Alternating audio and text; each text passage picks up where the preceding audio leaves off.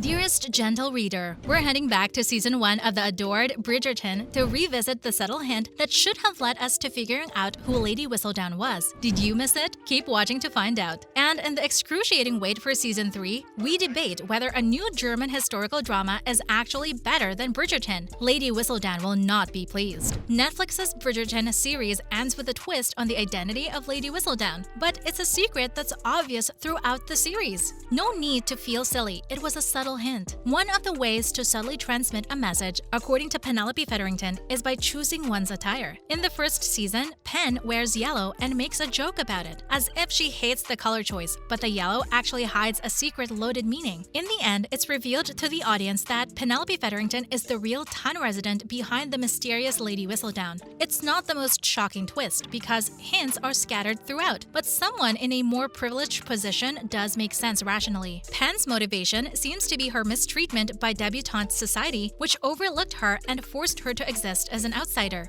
It's the status that allows her to operate as she does, but who agrees that Penelope's oddities should have set off alarm bells for Eloise Bridgerton on her quest to discover Whistledown's true identity? But the main hint to her identity is her outfits, which unconsciously reveal the truth about Lady Whistledown, because Penelope's choice of yellow clothing offers some insight into Regency fashions. The idea of Pen being forced to wear yellow by her oblivious mother fits the Featheringtons' often comical misfit status, as yellow was actually the Regency era's most fashionable color. While it might seem that Penelope is being a prude when she turns up her nose at having to wear yellow, she is, in fact, declaring herself fashionable by doing so. It is unclear whether her ignorance of this fact is intentional, but it is telling that her family chooses it for her, unaware of the true mark of good taste. Since Lady Whistledown is the self-appointed paragon of virtue, taste, and fashion, it is fitting that she would often be seen in yellow as a subtle indicator. Beyond that, yellow has symbolic connotations that suit Penelope's secret double life. It is a color linked to both deceit and jealousy, as well as new life, intellect, and enlightenment. It speaks to both of Penelope's motivations, the fact that she is pushed to the side by society, which leads her to reclaim control for herself, and also the well-meaning pretense that she is doing good. And ironically, given yellow's association with creativity, her policing of the artistic subculture of the ton that is so tied to self-expression and individualism is a major barrier to it, welcoming her in as Penelope and not as Lady Whistledown. Penelope Featherington's yellow dresses never went anywhere during the second season of Bridgerton, but more than ever, the details were worth taking notice of. In season 2, Penelope's distaste for yellow is highlighted when Edwina Sharma compliments her dress at the ball, and she interprets the remark as sarcasm. "Oh, you have a sense of humor," Penelope says, and then realizes it was meant sincerely. "I can understand," Edwina replies, "though I suppose in truth it is not a matter of the color, but rather how one wears it. You wear it well." You might have noticed Penelope's wardrobe expands to include more pink in season 2, when Sophie Canale takes over as the show's costume designer. Fashionista explains that this shift happens because Penelope is getting older, and surely more mature as she gleans more and more information about the secrets of the ton, all of which she sheds light on as Lady Whistledown in her newsletter. And now Bridgerton is gearing up for its third season, which will center again on Pen and also her slow burn romance with Colin Bridgerton. Netflix's Bridgerton has been around for less than 2 years and is already one of its most popular shows. Fans love being swept away into the romance, scandals, drama, and emotionally charged storylines of the myriad of characters on their favorite shows. The actors bring to life some of the most wonderful, charismatic, and yes, also frustrating and annoying muses that television has seen in a very long time. It is not known when Netflix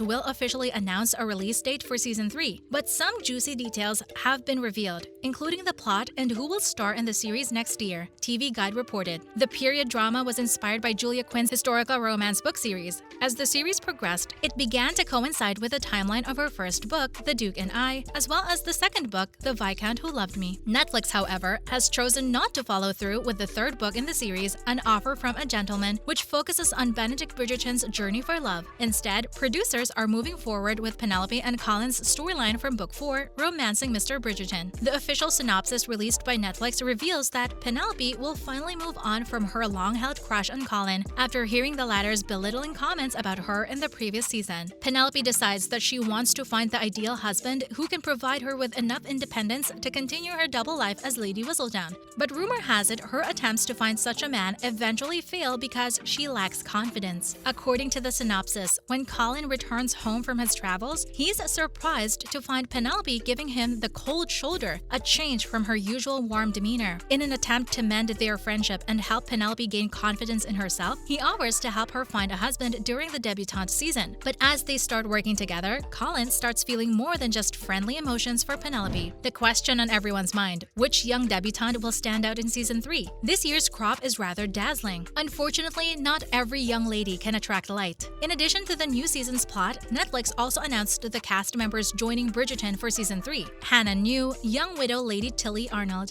Daniel Francis, Marcus Anderson, Sam Phillips, Lord Debling, and James Foon, Harry Dankworth. Most of the main cast of the Bridgertons, including Jesse, Jonathan Bailey, Luke Thompson, and Florence Hunt, will be reprising their roles as the Bridgerton siblings. Simone Ashley will also return as Anthony's love interest, Kate Sharma. For fans missing the Bridgerton series, we've found a show to match in its gripping romance, captivating characters, and jaw-dropping costumes. Netflix's new series, The Empress, is set to be even more binge-worthy than Shondaland's popular show, as long as you don't mind reading subtitles. The true story of The Empress, originally called Die Kaiserin in German, is a historical drama starring Diane Kruger as Elisabeth Sisi von Wittelsbach, Princess of Bavaria, and her journey to becoming Empress of Austria. The show begins with young Sisi, Devrim Lingnau, hiding behind a curtain as her mother frantically searches for her as one of her suitors is set to arrive within minutes. Sisi does not want to marry just any man, but a man who satisfies her soul. She tells the little sister who has discovered her hiding spot. In the end, she does find him. Shortly after, Sisi and her sister Helene travel from Bavaria to Vienna so Helene can meet Emperor Franz Joseph and become engaged to him. The wrong sister ends up winning Franz's heart, and after a shocking proposal, Sisi, who insists she be called Elizabeth, agrees to become the Empress of Austria.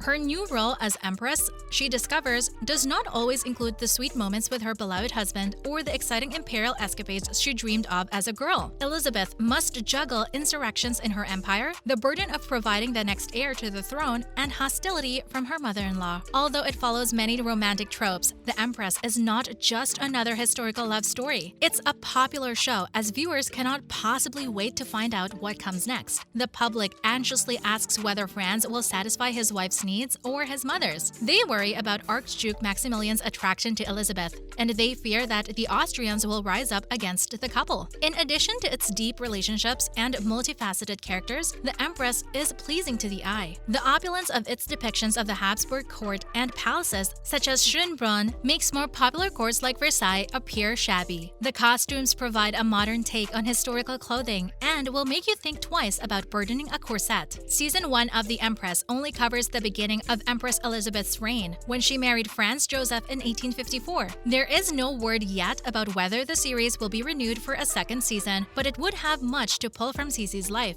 From the death of her son to her obsession with weight and beauty to her assassination in 1898, she lived a life of controversy. The Empress has something for everyone: whirlwind romances, sibling rivalries, court gossip, and a burgeoning social rebellion. If you want to put your German to the test, if you yearn to perfect your subtitle reading skills, or if you just love beautiful shows, The Empress should be next on your list. If you do indulge, be sure to let us know your opinion. We're eager to hear whether it's better than the Bridgerton series. Thanks for watching.